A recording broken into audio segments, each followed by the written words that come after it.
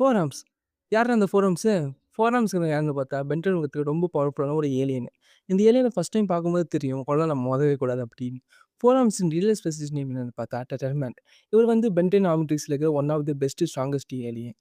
Four ஆர்ம்ஸ்க்கு 4 கையி, 4 கண்ணு, அதுக்கப்புறம் மாஸான பாடி, ஒரே நேரத்துல 4 பேர் ஃபைட் பண்ண வந்தாலும், அதெல்லாம் அவனுக்கு வெறும் வார்ம் அப் தான்.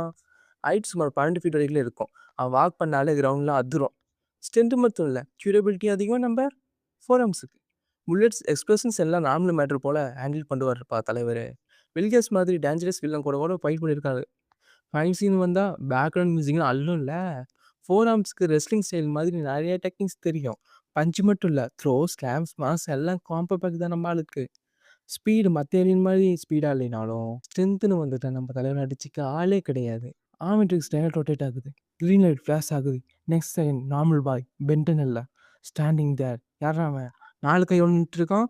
அவன் தானே நம்ம ஃபோர் ஆர்ம்ஸு. அப்படியா? சொல்லவே இல்ல. கொர்றா பவர் மான்ஸ்டர் ஃபோர் ஆர்ம்ஸ.